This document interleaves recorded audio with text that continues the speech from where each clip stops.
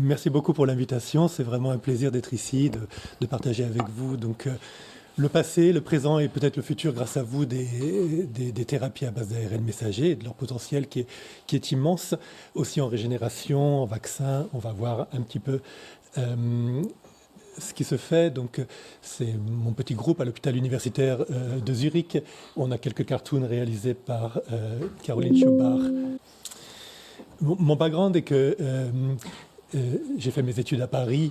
Ensuite, je suis allé en 1998 à l'université de Tübingen, où j'ai commencé les vaccins ARN messager dans le groupe de professeur Ramensey.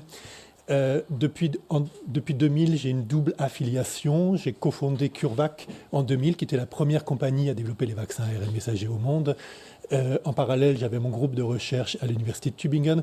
En 2006, j'ai quitté CureVac, donc mon travail de Chief Scientific Officer et de responsable de la production pharmaceutique et des essais cliniques pour aller à l'hôpital de Zurich. Quand je dis que j'ai quitté ma fonction, j'ai aussi quitté mes pourcentages. Donc je n'ai pas de conflit d'intérêt, mais je ne suis aussi pas devenu millionnaire. Et alors peut-être à réviser ces décisions, mais j'ai ma liberté donc depuis 2006 de faire ce que je veux et, en tant qu'académique.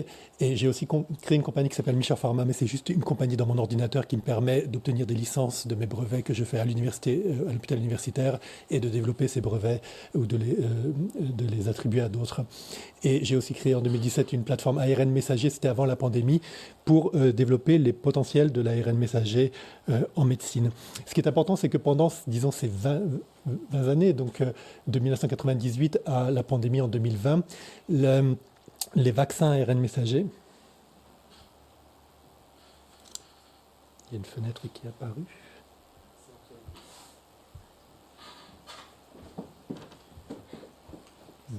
J'ai éteint.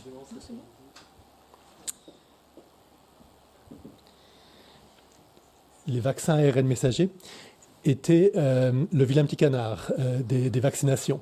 Donc il y avait beaucoup d'ARN, beaucoup d'argent dépensé sur les différents types de vaccinations, ADN, protéines, cellules dendritiques, mais très peu, on était seul à Tübingen à développer les vaccins ARN messagers, et tout ça a changé avec la pandémie. Avant, je vais revenir sur le potentiel, parce que le titre du séminaire, c'était l'ARN, pas seulement l'ARN messager. Je voulais juste indiquer qu'en médecine, vous avez deux types d'ARN synthétiques qui sont utilisés. Les ARN séquencés de manière chimique sur un synthétiseur base après base, puis purifiés. Ils sont en général de moins de 100 bases. Et il y a plusieurs formes de ces ARN, de ces petits ARN thérapeutiques.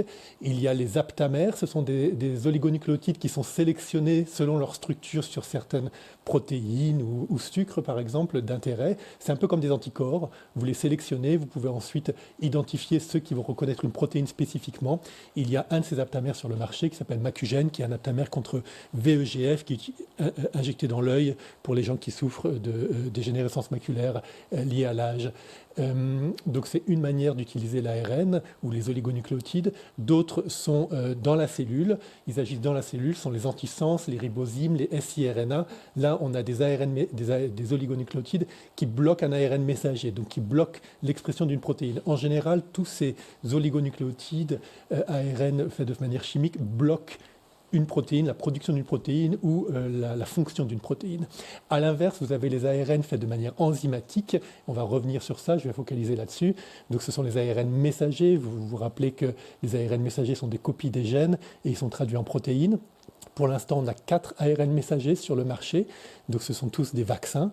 Il y a les vaccins contre Covid, Comirnaty, Spikevax, ARCT 154, qui est un vaccin réplicatif approuvé au Japon, on va en parler, et aussi un vaccin contre le virus respiratoire syncytial. Donc ces 4 ARN messagers permettent de produire une protéine, en l'occurrence un antigène, qui va permettre de développer une réponse immunitaire qui va vous protéger contre une infection. Les ARN peuvent aussi donner des immunomodulations. Donc là, vous avez différentes capacités de l'ARN qui peut à peu près tout faire, donc amener une protéine, ou bloquer une protéine, ou même immunomoduler. Donc je disais que pendant 20 ans, maintenant, je vais focaliser sur l'ARN messager. L'utilisation de l'ARN messager en vaccin était le vilain petit canard. Et tout ça a changé en 2020. On a eu une pandémie dont l'origine est probablement une zoonose, donc de virus venant d'animaux sauvages utilisés pour l'industrie alimentaire, comme peut-être ici cette chauve-souris dans un sandwich. Il y a d'autres hypothèses d'échappement, mais bon, a priori tout le monde est d'accord que c'est une zoonose. Les hypothèses sont décrites ici dans cet article de 2023 qui pointe sur la probabilité d'une zoonose, même si l'origine exacte du virus SARS-CoV-2 n'est pas encore très, très précise. Pendant la pandémie, les différentes compagnies faisant des vaccins protéines, virus, ARN se sont mises sur cette pandémie et ont développé des vaccins. Ici, vous avez le vaccin ARN messager, une représentation. Ce sont toujours des vaccins qui contiennent des ARN messagers synthétiques, ici en vert, dans des capsules lipidiques contenant 4 lipides, dont un est pégylé à la surface. Et donc ça, c'est des nanoparticules qu'on appelle LNP, lipides nanoparticules contenant l'ARN messager synthétique. Ici, vous avez des résultats de phase 1 de BioNTech, mais les mêmes ont été obtenus par Moderna. Je vais souvent dire vaccin BioNTech. Ici en France, vous dites vaccin Pfizer. Ce n'est pas un vaccin Pfizer, c'est un vaccin BioNTech allemand qui a été développé par Ugur Sahin et ensuite pris pour les développements cliniques avec Pfizer pour éviter les lenteurs de l'Europe et faire aux États-Unis les essais cliniques rapidement grâce à l'opération Warp Speed de l'administration Trump. Donc, bon, je dirais BioNTech Pfizer ou BioNTech et Moderna. Donc, ils ressemblent tous à ça. Et voilà des résultats cliniques de phase 1. Donc vous voyez ici des volontaires qui ont reçu du placebo, n'ont pas développé d'anticorps neutralisants contre SARS-CoV-2. Ici, vous avez des patients qui ont survécu à l'infection et qui ont tous des anticorps neutralisants contre SARS-CoV-2. Au milieu, vous avez des cohortes plus jeunes, plus anciennes, recevant différentes quantités d'ARN messager, 10 microgrammes, 30 microgrammes, et ce qui a été approuvé. Et vous voyez qu'après le boost, donc une semaine après la deuxième injection, toutes les personnes ont développé des hauts titres anticorps contre SARS-CoV-2. Comme toute personne qui sait comment ces vaccins sont produits, comment ils agissent, je me suis fait vacciner en 2021, dès que j'ai pu à l'hôpital universitaire de Zurich. Si on voit les vaccins qu'on avait avant la pandémie, vous avez ici un tableau non exhaustif des différents vaccins qu'on a. Je le montre parce que je les classe en deux types, les vaccins inertes, les vaccins vivants. Ce qui est important ici, que j'aimerais que vous notiez, c'est que les vaccins inertes sont en général injectés en intramusculaire avec des adjuvants, en général l'aluminium hydroxyde. A l'inverse, les vaccins vivants sont injectés en sous-cutané. En sous-cutané, lorsque vous injectez une protéine, vous n'obtenez pas de réponse immunitaire si vous n'avez pas d'adjuvant.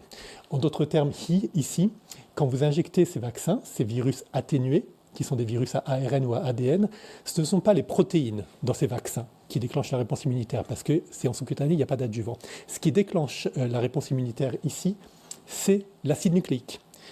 Ces vaccins, lorsqu'on vous les injecte, leurs acides nucléiques sont la partie active de ces vaccins. Ces acides nucléiques dans ces virus vont aller dans vos cellules.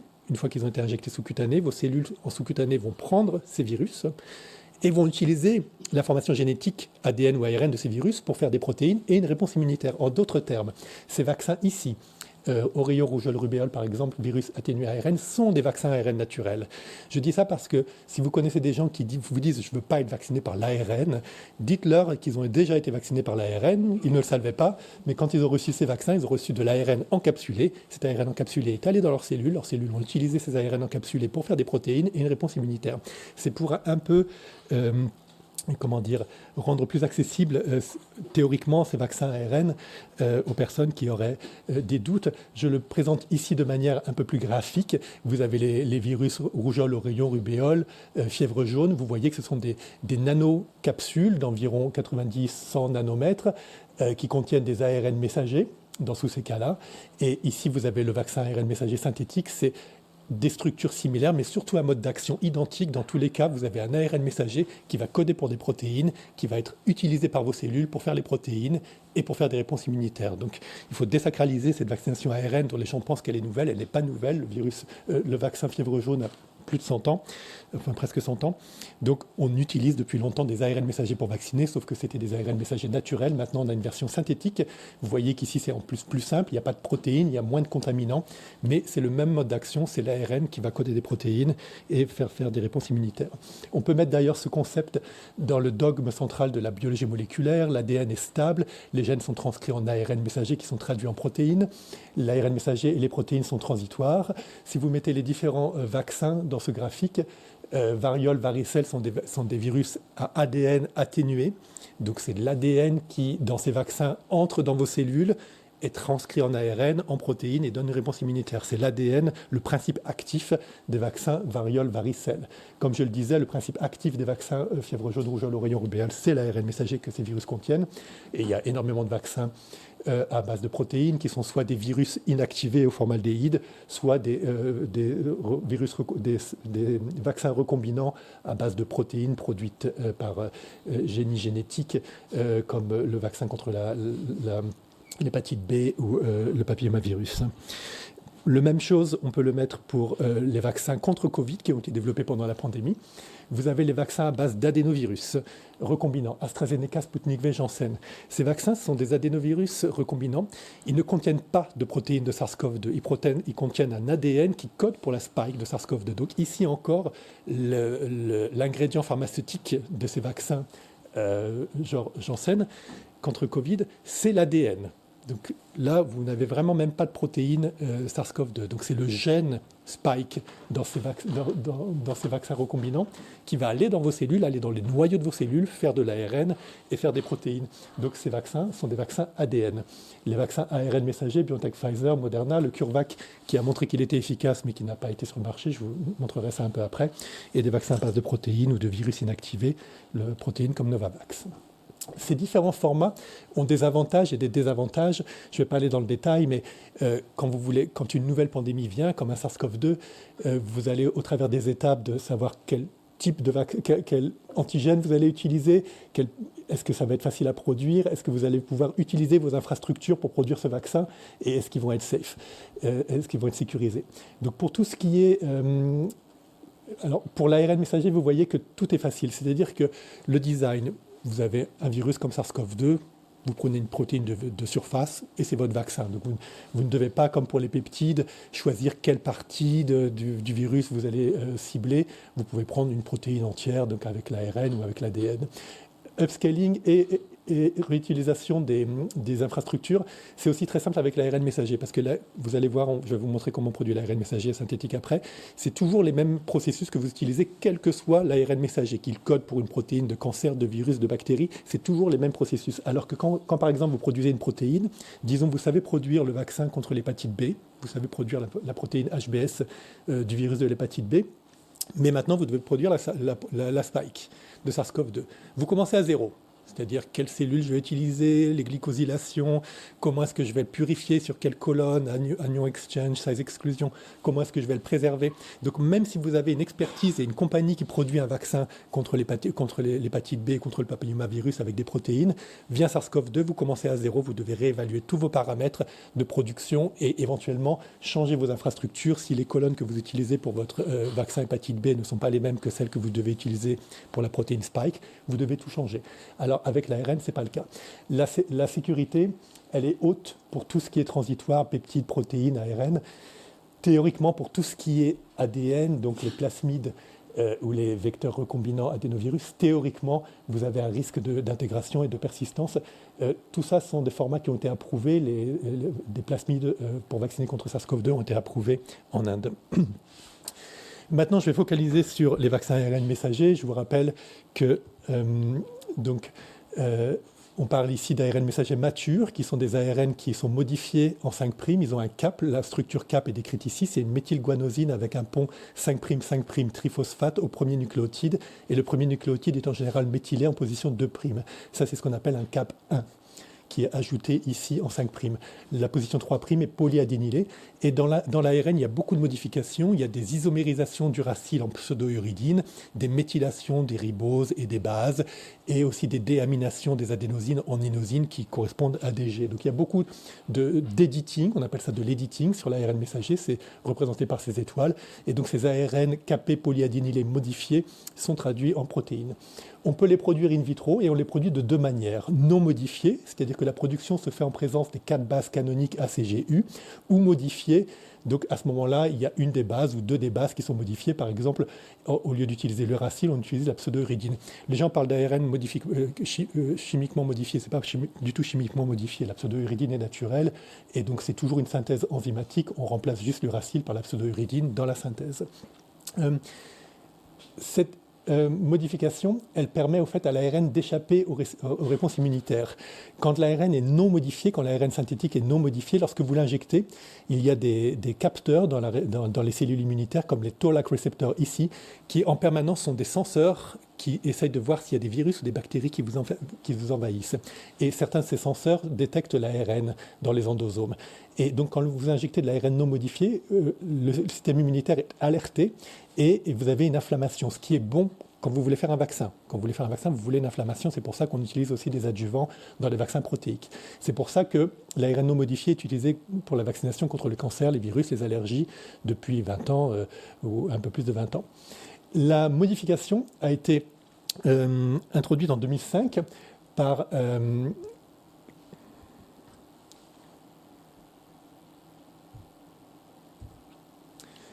Kati Karikó et Drew Weissman, qui ont reçu le prix Nobel en 2023 pour leur travail. Mais cette modification n'était pas faite pour les vaccins. Donc, dans leur article de 2005 sur la modification, il n'y a pas une seule fois le mot vaccin ou vaccination.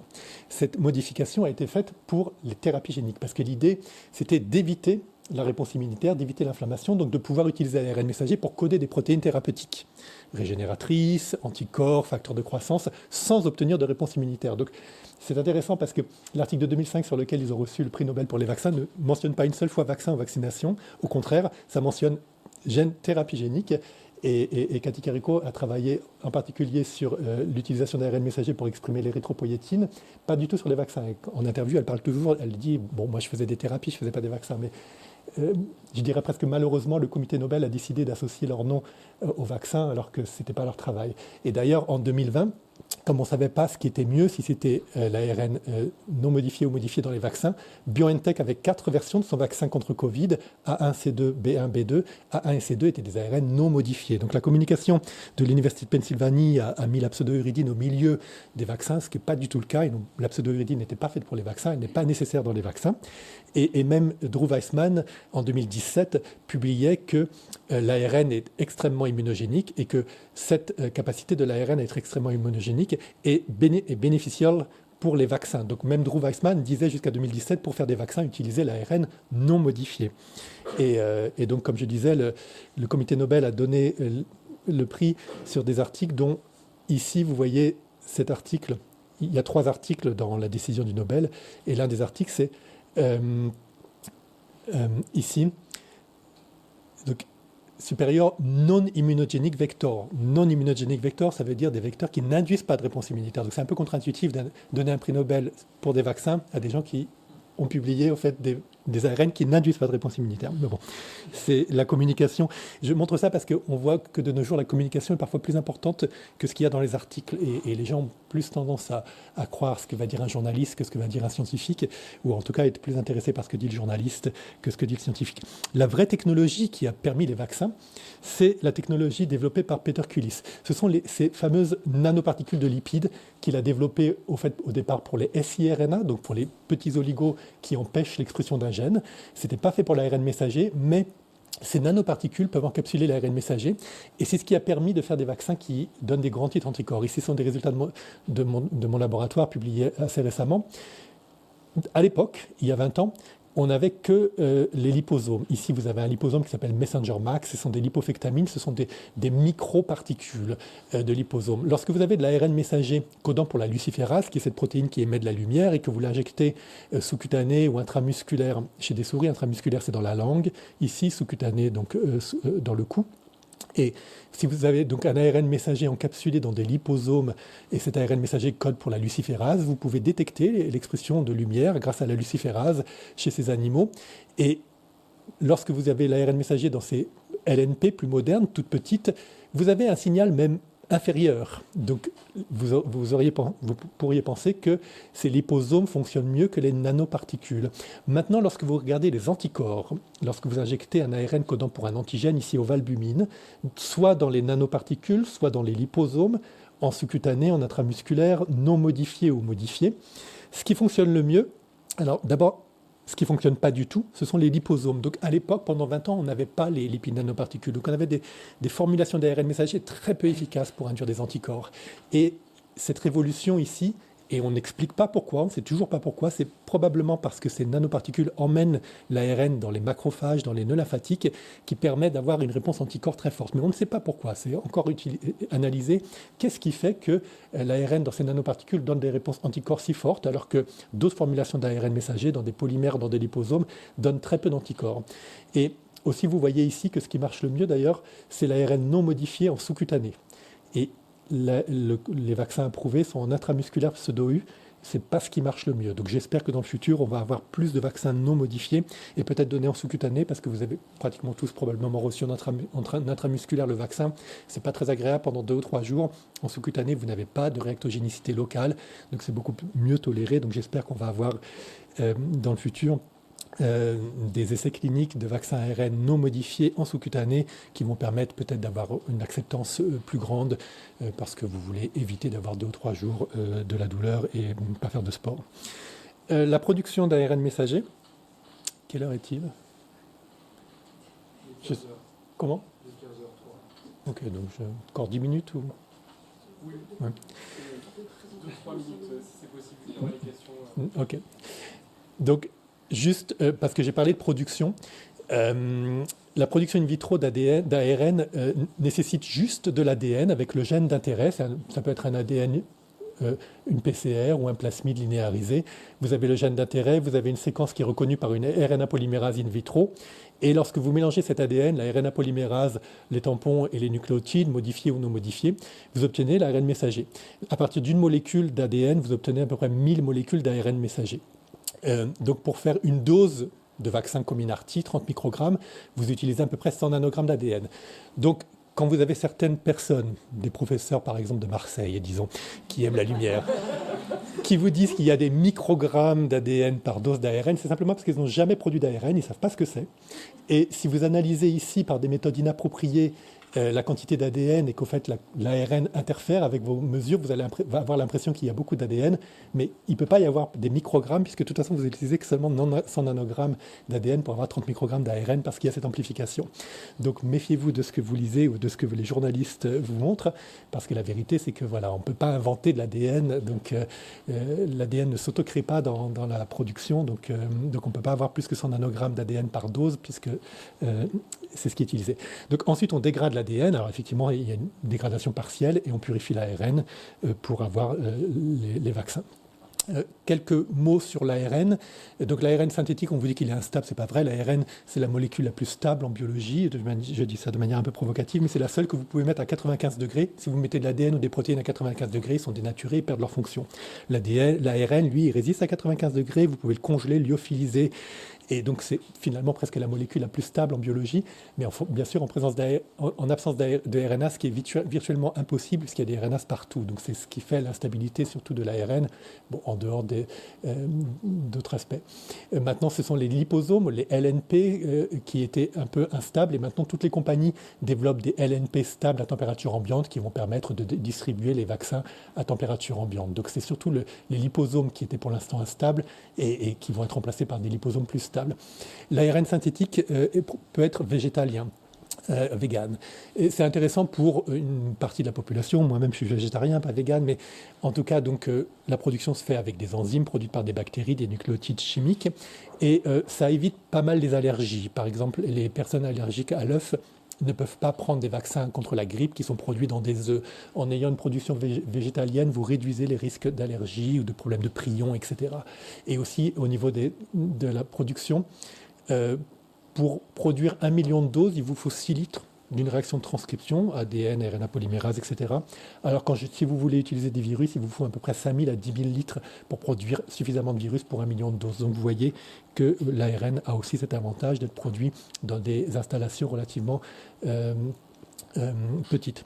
Je vais passer sur certains résultats ici, juste pour vous dire que les vaccins ARN sont en plein développement, mais ils étaient en développement avant la pandémie, mais maintenant, sur les maladies infectieuses, vous voyez ici le pipeline de Moderna ou de BioNTech. Donc il y a en phase 3, bien sûr, la grippe, le RSV, le CMV, et surtout des combinaisons qui vont venir, ce qui va permettre, parce qu'un des avantages de l'ARN, c'est que vous pouvez combiner 5, 6, 7 ARN, donc avec, disons, 6 ARN, combinés, bientôt vous aurez en une injection au mois d'octobre ou novembre une protection contre Covid, grippe et RSV avant l'hiver. Donc il faut valider un par un ces vaccins, mais bientôt ils seront combinés et ça permettra donc effectivement en une injection d'être protégé.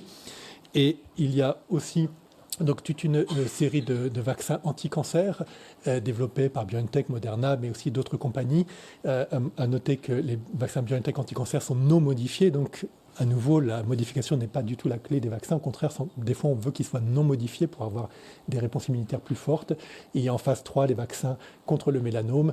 Et donc, on espère peut-être en 2026-27 avoir des vaccins approuvés contre le cancer.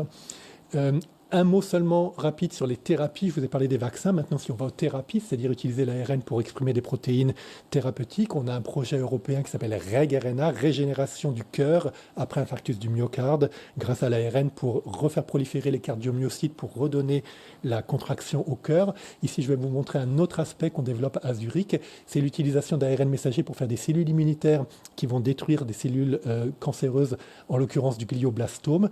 Ce genre de cellules s'appelle des CAR, des Chimeric Antigen Receptor T. En général, ils sont faits par des virus qui s'intègrent, mais il y a un problème parfois de prolifération de ces cellules CAR. On fait ça, nous, par transfection, par électroporation d'ARN messager dans les cellules du sang. Donc de veine à veine, il faut 4 heures, on prend le sang, on électropore l'ARN messager qui code pour des protéines thérapeutiques anti-glioblastome et on réinjecte les cellules du sang dans la cavité, ici, du glioblastome après opération. On essaie de mettre en place cet essai clinique à Zurich, ça a été validé par des études précliniques chez la souris. On voit que nos cellules multifonctionnelles faites avec 3 ARN qui codent pour un récepteur anti-cancer et des cytokines, on peut protéger les souris contre le glioblastome. Donc on essaie de mettre en place ce genre d'essai. C'est juste pour vous montrer qu'il y a un potentiel de l'ARN messager très large qu'on essayait d'utiliser en dehors de la vaccination. L'ARN messager est le couteau suisse de la médecine, il peut tout faire. Ici en rouge, les applications où vous voulez une réponse immunitaire, donc les vaccins contre les virus, les cancers, les allergies, j'en ai pas parlé, mais c'est en développement. Et en bleu, les applications où vous ne voulez pas de réponse immunitaire, donc pour déactiver les maladies auto-immunes, mais aussi pour régénérer les tissus, vaisseaux sanguins à la base, au niveau du cœur, rétine, muscles pour redonner la contraction, donc les applications en anti-cancer. Et on parlait aussi même, quelqu'un a une question, je crois, vous, sur la réjuvénilisation. Donc l'ARN messager peut être utilisé même pour régénérer, disons, rajeunir la peau. Donc les gens ont montré on perd l'élastine. L'élastine dans la peau est produite jusqu'à début de l'âge adulte. Après, on ne l'exprime pratiquement plus. Donc les fibres d'élastine se cassent. C'est une des raisons de la perte d'élasticité de la peau. Il a été montré chez le cochon qu'on peut utiliser l'ARN messager causant pour l'élastine pour régénérer l'élasticité de la peau. Donc pourquoi pas des applications en esthétique aussi dans le futur. Voilà, sur ça j'ai fini et peut-être vous avez des questions.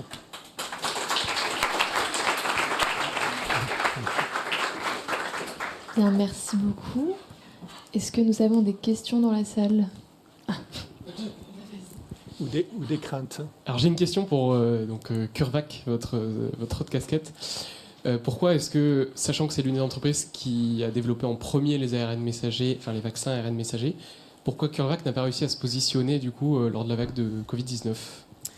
CureVac, quand je l'ai quitté en 2006, on était seul. C'était une compagnie on venait de recevoir 30 millions, on avait tout sur place. Et pour ça, je m'étais dit, bon, la compagnie peut continuer sans moi. J'avais formé les gens. Et au fait, ensuite, quand il y a eu BioNTech en 2008 et Moderna en 2010, donc il y a eu des compétiteurs et CureVac, les investisseurs, je pense, n'ont pas réalisé qu'avec la compétition venait un autre niveau et qu'il fallait rester très très performant dans la recherche.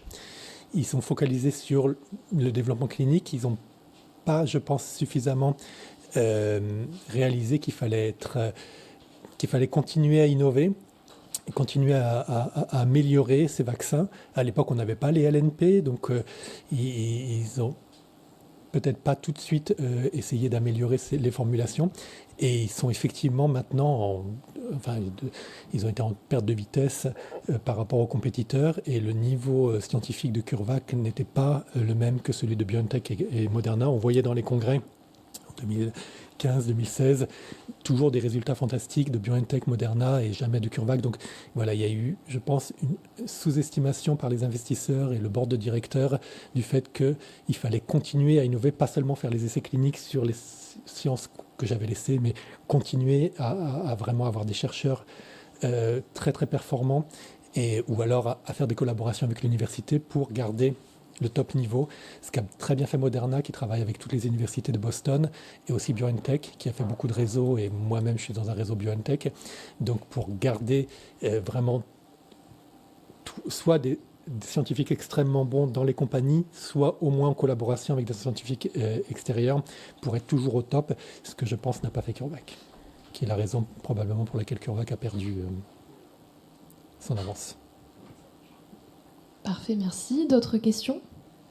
Ou des peurs sur l'ARN messager? C'est toujours intéressant. Qui n'est pas vacciné? Qui n'est pas vacciné, qui est anti-vax. Moi, c'est une question sur les vaccins combinés avec des ARN combinés, du coup, dont vous avez parlé. Est-ce que, du coup, pour ces ARN combinés, il va falloir repasser à travers les étapes de validation clinique, ou est-ce qu'une fois qu'on a fait les validations cliniques pour chacun de ces ARN, c'est bon et on peut utiliser un vaccin combiné? Ça dépend des agences. Ce n'est pas les mêmes régulations en Australie, aux États-Unis, en Europe, en Suisse. Donc, par exemple, pour les variants, les agences ont accepté que, comme pour la grippe, on puisse adapter l'ARN messager, changer la séquence de l'ARN messager, sans refaire les études cliniques phase 1, phase 2.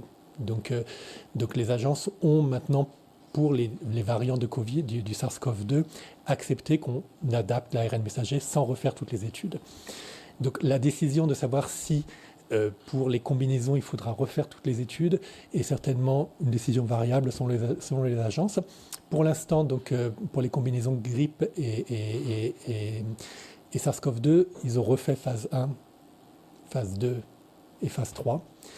Donc pour l'instant, c'est le cas, il faut refaire tout. Mais j'espère que assez vite, si les vaccins grippe à base d'ARN sont approuvés, la combinaison pourra être peut-être plus rapidement testée ou peut-être même commercialisée sans repasser par les phases. Mais pour l'instant, il semble devoir repasser par les phases. J'espère que ça va évoluer. Et à nouveau, ça dépend de chaque pays qui va décider les agences décident de quels résultats elles veulent voir avant de commercialiser. Pour l'instant, ils sont repassés par les phases 1, 2 et 3 pour les combinaisons grippe et Covid, mais j'espère que ça évoluera. D'autres questions?